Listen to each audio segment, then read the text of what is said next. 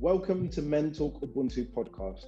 Our guest this episode is Winston Cunningham, a veteran who served 27 years in the armed forces. His lived experiences not only enabled him to overcome many situations and issues, it's also allowed him to help, more importantly, and serve other people with their problems as well. He's a qualified counsellor with BA Honours Level 4 in counselling with a diploma in clinical counselling and a certificate in mentoring. He's part of many groups such as Being Well Together, Mate in Mind, and the Key Worker as a counsellor. He's also involved in a lot of community efforts in and around Manchester. Winston is also a master and advocate of watching people grow, develop, and cultivate, whilst assisting them to work through their very difficult issues to enable them and gain their aspiration and inspiration to develop personal visions for success. Without further ado, I'd love to introduce you to Winston. How you doing, Winston? Not too bad, thank you. Good evening. Excellent. Thank you very much for coming on with us today. Pleasure. Absolute pleasure. But before we get things started, I would love to ask, on a scale of 1 to 10, what's your mental health like and why? What at this moment in time? Yeah. Oh, possibly on a scale of 1 to 10 would be 1 being bad and 10 being good. That's right.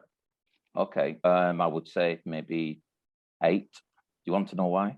Yeah, please. Only because the role I do, I have clinical supervision once a month. So I work through that. I love my job, so it doesn't feel like work. And I also have personal therapy once a month, which is mainly not necessarily because I've got anything that I need to go through, but because it gives me the opportunity to talk about myself, where you can't do that with your counsellor because you're dealing with clients all the time and you don't really have the time in supervision. So personal therapy just gives me the opportunity to talk about family, talk about me, talk about how things are going, just keeps me level, on the straight and balance, for a better word. Amazing.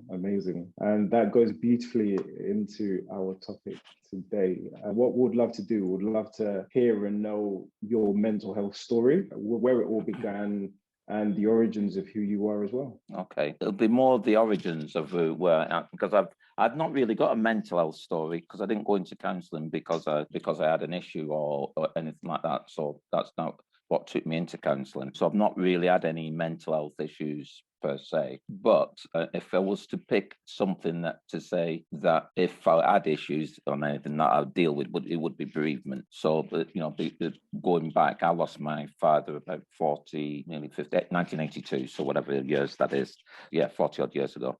So the bereavement, if anything, would be what I would class as what would bother me, if anything. So history, born in Birmingham, brought up in Bolton, spent very little time. I don't really remember Birmingham. I was only small, so brought up in Bolton mainly for most of my life.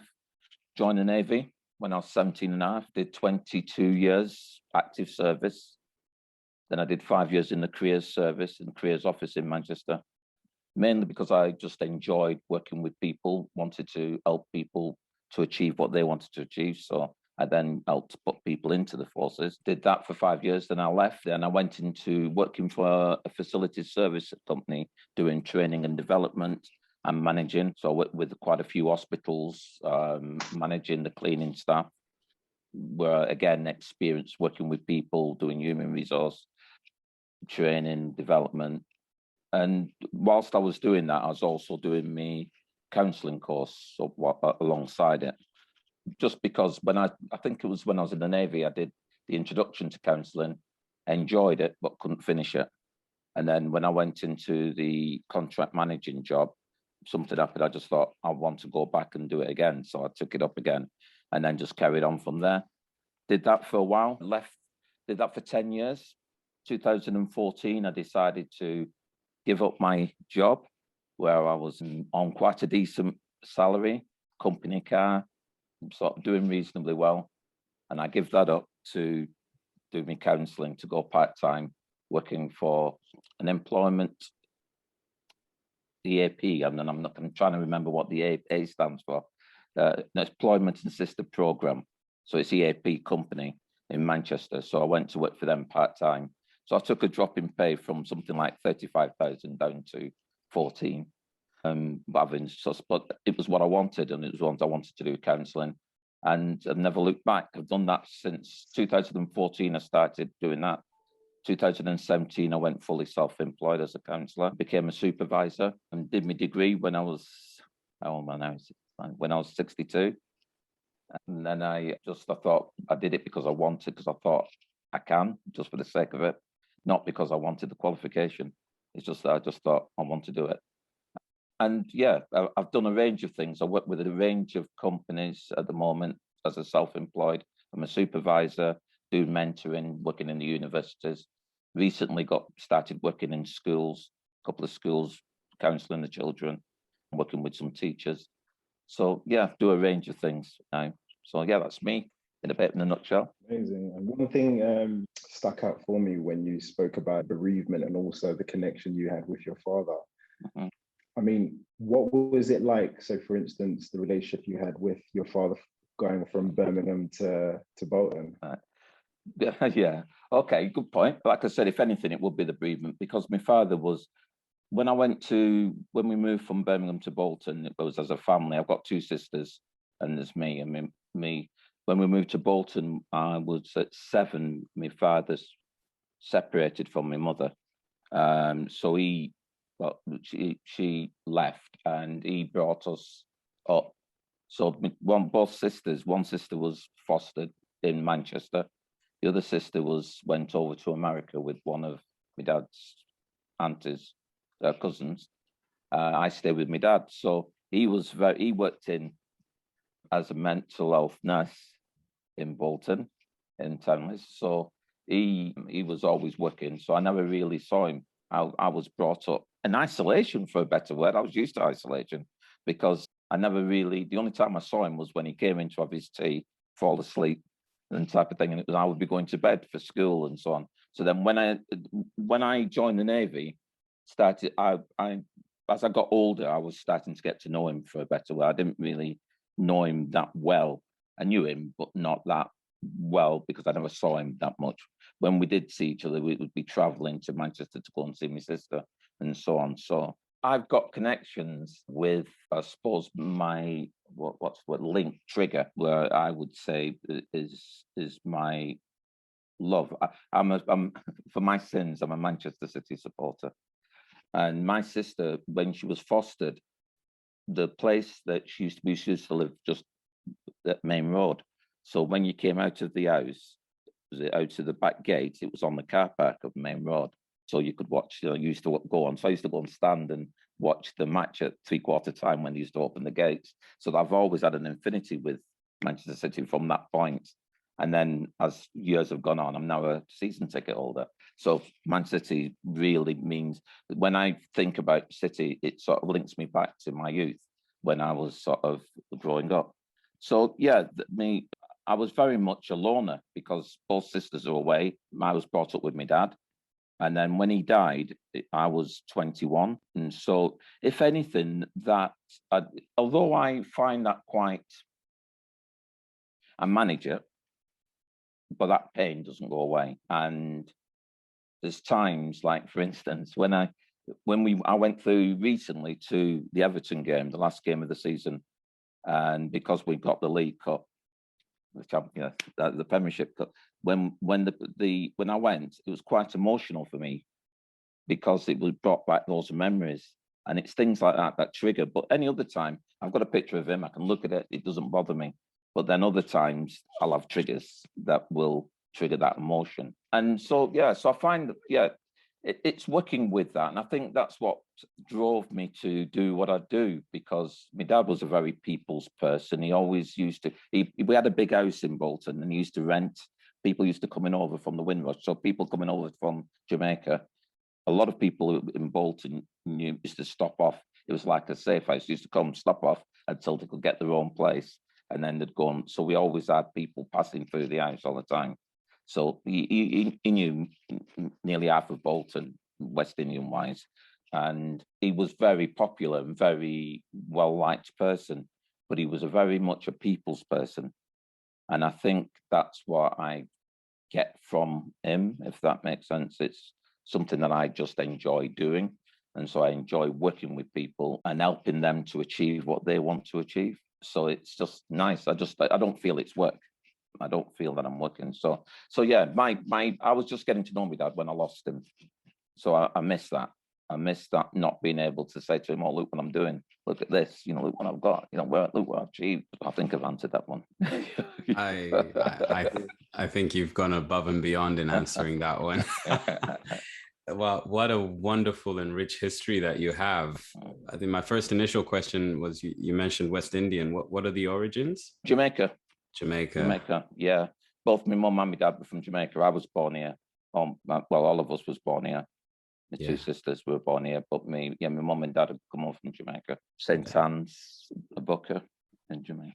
Fabulous. I mean, as you were describing your career history, I was initially struck by the thought that this is a lifetime of service, pretty much from the get-go. Even when you're describing going into the Navy, that is a great service, for the country and for everybody, one way, however anyone chooses to look at it. And when you then transition into all of the other roles, it's exactly the same. And to hear you then say that your father was a mental health nurse, it's like, the apple fell close to the tree. But it's even that as a career, it's not something that we will often hear about men, men of that generation necessarily being mental health nurses. So it just shows how far back these things go. And the fact that you are there, you're caring, is just incredible. I was actually quite curious. The Navy almost seems out of place with everything else. Why the Navy? I fell into the Navy by accident, if I'm honest, because when I was at school, I was a little bit I never really paid attention. And although I did okay in English and RE, I was rubbish at maths and other things, but I was always used to mess around, and people used to say Winston would do well if he didn't talk as much. So when I left school, I was going to go into Bolton College to do catering, and catering was something I was interested in. And I was going to go into Bolton. I got into Bolton College to do catering, but my dad couldn't afford all the equipment and the whites and everything else. So initially, before I did my GCSEs, I went to I wanted to try and get into the catering, and I went to the Army Apprentice College in Harrogate to do the test. And at the time, unfortunately, I don't know what it was. I used to be, I think, probably a little bit older for my years. But when I went and did the test, they turned around and told me that I didn't pass because I didn't pass for the Army Catering College because it was like apprenticeship. I didn't pass, but you could go in the tank regiment. Now, at that time, I thought, I'm not going to do that because I've not done I'm going to do my GCSEs and take my chances and go into college. But it's only later when I went into the careers office, I realized what they'd done. But at the time, you don't know. And it was more like, if you have so many people who, if you pass the test, so say they need 20 people and the test is 70, you have to pass over 70. Once they got the first 20 over 70, so you might have got 72, so you passed, but they got 20 people and there was 74 upwards, they would take them first. And so even though you passed, because they've got all the ones that they needed, they'd say, sorry, you haven't passed, we've got the 20 we need. But they didn't tell you that, but you can go into the tank regiment. I thought, well, I don't want a tank regiment. So I didn't bother. So I went back to school. Well, when I told my dad, he was very much like the old school. And he said, but they said that you failed in English. And I said, Dad, if they told me I'd failed in maths, I'd have accepted it. I said, but it's English, no way, because I used to love reading. My reading was my passion.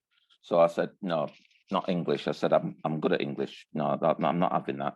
So when I failed it, I thought, no, I went back and I did, and I got my GCSE in English. So that sort of verified or validated is the word I'm looking for. Validated my reasons for going. So then I couldn't afford to get the equipment. So now a next door neighbour says, well, why don't you try the Navy? I says, I never really thought about it. So I thought I'll go along. Took the Navy test, passed it. When I went for my medical, they said, how come I see that you've applied for the Army catering course? I said, yes. How come you didn't pass that? I said, well, I don't know. They told me that. They said, well, the Navy test is harder than the Army one. I said, well, so that at the time I didn't register. So I fell into the Navy by accident. So I went in, I thought, well, I'll go in and give it a couple of years, see how I go. Did 3 years. By the time I'd done 3 years, I think you had to sign up for 9 at the time, and then you could leave 9. Then if you signed on again at 9, you did 22. So I did 9, doing the 9. By the time I'd done 9, I was married, had 2 children, got divorced. And I thought, just as I was about to come up for the 9, I got divorced. And I thought, what's the point of leaving now when, what am I leaving for? So I just signed on again and just carried on and just thought I might as well carry on and do the rest of it. Thoroughly enjoyed it because I traveled all over the country, all over the world. I was equivalent to a sergeant major when I left, chief petty officer. And so that's why I went into the career service. So then when I went into the career service, that was more, like I say, helping people so we had to apply for that. We had to apply for an extra 5 years. So then I was going around to schools doing careers conventions, talking to children, getting them interested in the Navy, all those type of things. I just loved it. Were you in your uniform? Yeah. I know it. Yeah. Yeah. We need a picture of that. Yeah. So I spent, it was, I just loved it. I did all the schools in Bolton and Manchester because I covered the north. So I did quite a lot of schools in Manchester and Bolton, even my old school, the school I went to when I was growing up. So yeah, it was good, and putting people in the Navy and stuff, because that was what they wanted, the Royal Marines and the Navy. So I did that. And that involved interviewing them. And then if I decided that they were going, it was everything. I did everything from interviewing them, doing all the paperwork for them, doing the warrants and sending them off to join up. So, if they didn't do well, so you had to judge them really and get the background. We had an interview sort of routine. And you talked about the background, the schooling, the hobbies, why they wanted to join the Navy, and so on and so on. And you had to do all that you couldn't take any notes, but then you had to write it all up afterwards and then decide whether you were going to put them in. So that was the reason, so I just stayed in, just did the 5 years in the careers office, loved it, but then thought I need to leave at some stage. And so, decided to leave and got a job.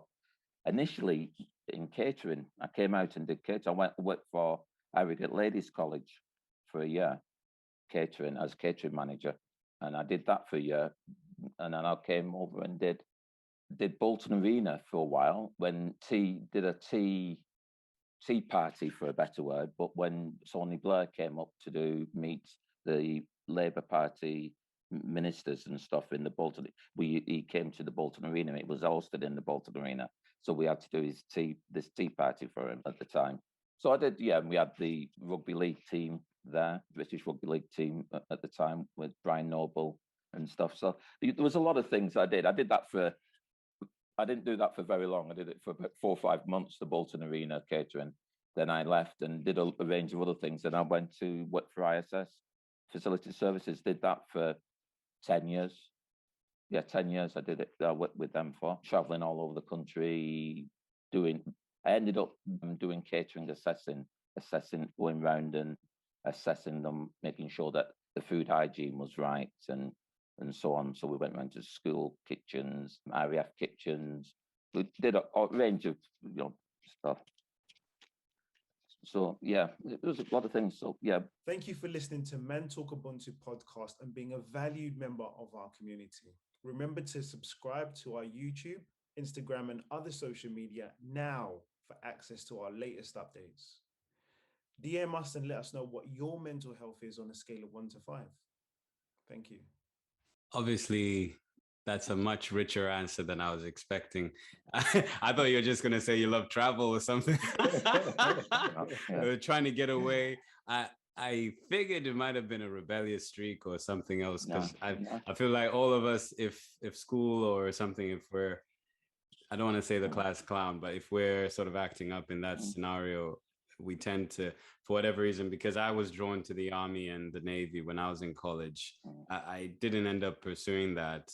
Someone sat down with me and really asked me about what I wanted to do, enjoyed doing, all that sort of thing. So my life went a different way, but that felt very much like an option. And yeah. I mean, before I even jump into perhaps asking about it being a rite of passage, I just want to say dreams never die. Like you went after that catering, huh? Like the college wouldn't let you do it, but you came back around in the end, and you took control of your own destiny. And I was really just awestruck while listening to you, because as you were describing these different phases in your career, and of course sharing something deeply personal that actually happened during your Navy career as well, as you were hitting that 9-year mark, it gives us some perspective, whether we're young and say about to finish school or high school is coming to an end, and we might be thinking about the next steps. And often if you don't know, and you're seeking structure, you're seeking adventure and all these sorts of things,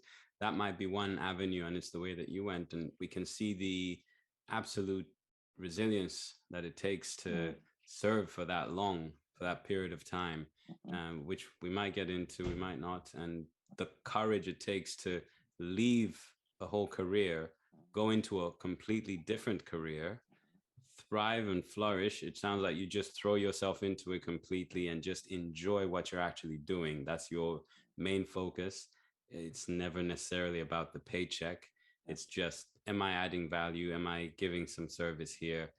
And, letting it go for all you can, and sort of naturally going with the flow, which it takes, I think, an immense amount of courage, to step out as a young man and join the Navy, serve for that period, to change into a completely different career that you hadn't, gone to for so long, and to then transition again into a completely different career. And let's not overlook that fact of doing your degree when you're 60. Like some people will be 30 or 40 and say it's too late for me. But like you said, you didn't do it because it was for some sort of accolade or accreditation necessarily. It was because you can, and probably because you were curious about the content and see if it would help you add more value and give better service for what you wanted to do. It was more with the degree, because I'd done the diploma and got the diploma. That's all I needed for my counselling. But I'd found something that I really was passionate about. So I did the degree because it was the first time. I didn't want to, as initially I was going to go into HR when I first left the Navy. And then I thought, well, I'll do the diploma, do the certificate, which I did, and the diploma, then do the diploma. But I thought I didn't enjoy it. I did a couple of other things. I thought I don't enjoy it. I'd done management courses whilst I was with ISS. I did the management diplomas. And then I thought, well, I don't want to do this because I don't want to. So when I went to do the counselling and I did the counselling diploma and I loved it, I thought, right, this is what I want to do my degree in. So I decided to do the degree just because I could, not because I needed it for, because it's not really, when I did it 5 years after I'd actually done my course, the diploma. And so I'd been working in counselling for a while by the time I did that. So when I did the degree, a lot of the stuff I did on the degree, I'm thinking, I've already done this. This is what I've been doing for the last 5 years. So everything was really just a reflection and consolidation of what I'd actually done. So it was, I did it because I could, not because I needed it. Amazing. And just to see the array of the whole journey you've gone through, going into the Navy, and the fact that the Navy essentially is training you and preparing you not just for battle, but also preparing you for the battles you may have even within your mind without even you really realizing.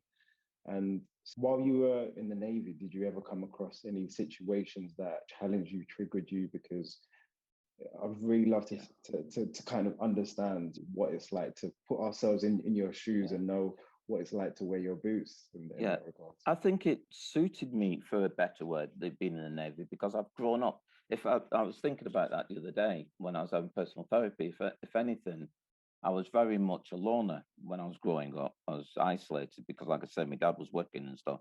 So I was very much on my own. And then joining the Navy, although you're on board a ship with 180 odd people, you are very much on your own, because the branch I went into with catering, I very quickly went through the ranks. So I didn't stay a chef for long, and as a chef, I was with everybody else. But once you become a caterer, it was very much, you had very limited caterers on board. So the caterers do all the catering accounting, for that matter. So you make sure that the ship is fully stocked with all the food that it needs. You do all the accounting, you do the menus. So you don't do the actual cooking, but you do everything else with up to making sure the food's stored in everything's on board the ship for the period you're going to be away, and then bringing the food up for the chefs, and the chefs cook it. So everything else is your responsibility, the accountability of it and everything. So when you go up the ranks, there's only one petty officer. Petty officer is equivalent to a sergeant. There's only one petty officer on board a ship. There's only one chief petty officer on board a ship, caterer.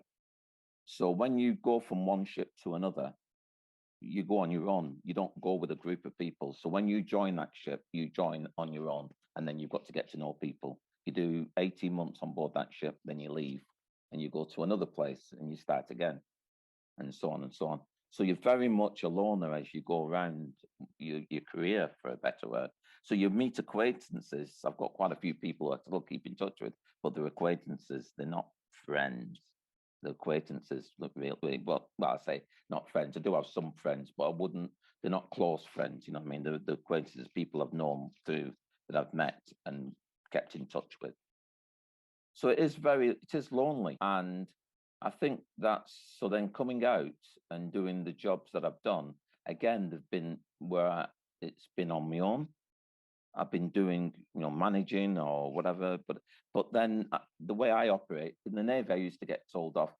It took me a while to get promoted up the ranks because I wouldn't shout at people, because I would talk to people respectfully and ask them to do stuff. Well, that's not the right in the forces. You want to shout at people. So when I've got into any of my jobs as a manager, it's always treating people with respect and getting jobs done. So I've always been a people's person, and hence why I wanted to go into HR initially. But then, I say, going into the roles I have done, I've just connected. I've always connected with people, and so that's just led me then into going into counselling, where I'm interacting with people and doing it on an individual basis. So yeah. So the challenges, I suppose, was going into places and getting used to people when you join somewhere for the first time, and people either like you or they don't like you, but you're doing the food for the ship, so you can't please everybody. So people always used to blame me, the caterer, if they run out of steaks, or if they didn't get this, you were the one that they'd come hunting for and complain about. So not only was on a lot of the ships, I was the only black person on a lot of the ships, but then I was also a caterer. So that made it doubly worse, for a better word. You had to be good at what you were doing. You had to sort of stand up for yourself and be but yeah, I mean, I was always in that. I never let it bother me. I never let things bother me. I just used to think, I'll deal with it when it happens. I'll just deal with that. I'll deal with that. If somebody upset me, I'd tell them and then move on. I love hearing that. I think the fact that you're in a confined space when you're in a ship and the ship has sailed, there's nothing you can do other than confront all these situations. Mm-hmm. And yet again, a lot of us probably don't always confront the situations that we're in. Whereas, say you're the only Black man there sometimes, and your position is quite unique, and everyone's looking at you because food, women, and money. That's it. Like, not many things will kick off for men, but those three things are there. And I think it's also important to probably note there's a delicate balance when you're on a ship with everyone there. You need everyone to support you, because you can't have everyone hating you, or you need to be having a good time because you're away for a long time. Yeah. So I can imagine how taxing that can be. Yeah. If you're someone who lets it bother you. Luckily, like you're saying, you sort of never let it bother you, which is fantastic to hear. Yeah, I mean, you did have times where it was difficult. Obviously, there was times when you had to dig deep, but then it's sort of having that sort of resilience where you question your ability, you question your self-esteem, you know, your confidence, you know, am I right, am I wrong, or whatever. But a lot more times than not, I'm very much a person, I'm very reflective rather than reactive. So I will reflect on something, then go and do something. So I used to sometimes think, rather than somebody stood and shouted at me on the counter because they weren't happy because of what the food was, and I would stand there and I'd let them shout and rant and rave, and people would say, well, why don't you answer them back? I just let them do what they want to do. Then I'd think about it. I think about how am I going to deal with this? And then I'd either get them later and say, I'll have a word with you and tell them, or I would go and see my boss and say, I'm not happy with that. That needs to be dealt with. And then we would deal with it. So I'd sort it, but I'd sort it in my way. I say there's a time and place. I think a lot of people, especially a lot of young men, wouldn't be in certain situations or incarcerated if they took an approach like that. Love it. Simple. Be reflective, not reactive when you can. Like that's again really powerful. I'm also drawing a bit of a thread here between, you described how when you were growing up, you didn't really get to see your dad.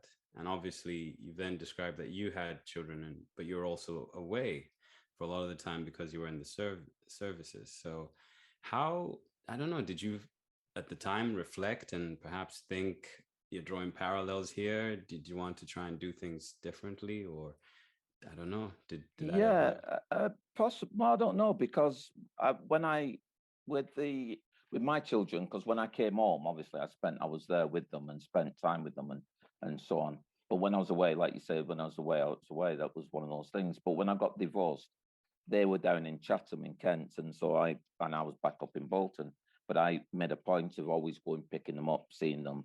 So I've always had that loyalty to them and gone and picked them up, brought them up, and so on. It wasn't so much that I didn't see me dad. It's just that it's because he was working. It was just the way it was. It was the environment. He didn't have a choice. He had to bring the money in, keep the house going, and so on. So he was working long hours and stuff. So we did have time together, and when we did, it was good. But I didn't have the time. It wasn't natural. It was just what it was. It wasn't his fault. It was just the way things were, because he had changed careers. He when he first came over, he was working in the steel industry, and he was working somewhere else. And then he decided at 30 that he was changing careers to go into nursing. And he started his nursing career at 30. And I always said to myself, if he can start at 30 and be a staff nurse, by the time he was 40, 10 years, he was a staff nurse. And I thought, if he can change careers at 30 and be a staff nurse, I'm wanting to be where he is before I'm 30, if that makes sense. Before, if he can start at 30 and be reach where he reached, I thought, well, I'm starting, I want to be. And I was the chief petty officer by the time I was 27. So, I always looked up to him, because even though he was the typical old school West Indian father, he was very much, didn't show his emotions, he was very sort of quiet, he never told me he loved me, but I knew he did, if that makes sense. He never actually told me, but I knew it. I could see it. I could tell it by the way he acted, with what he did.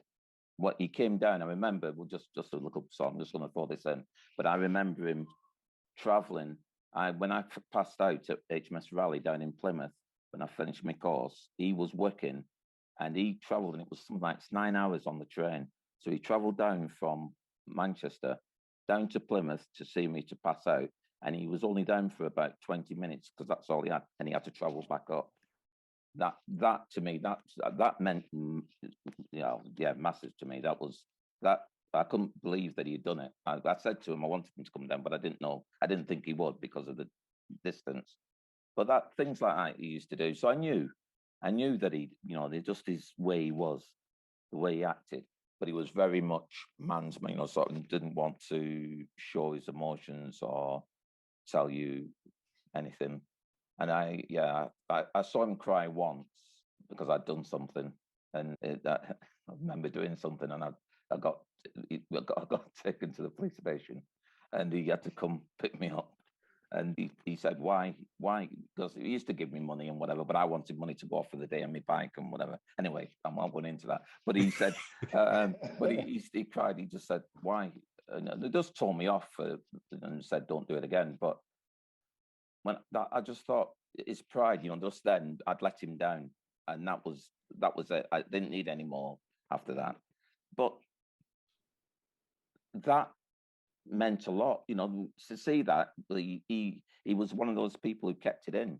He didn't show his emotions, whereas I've done it, but sometimes it's difficult, isn't it? As a man, you feel you don't feel as though you should. You feel it should be wrong. But I've done with my son. I've cried many a time in front of him, and I feel comfortable with it. But sometimes I think, should I be, am I doing it too much? But I'm just thinking, so I'm not going to hold back. I'm just going to be myself. If I feel it, there's times when I've felt it and I've just, and it's happened. And I just thought, well, this is what it is. Why hide it? Let your feelings let it be organic. Hope you enjoyed listening as much as we enjoyed creating. Don't forget to follow, like, share, and connect with us on Instagram, Facebook, and LinkedIn. Subscribe to our latest episode and listen to any you missed. And tune in next episode. Take care.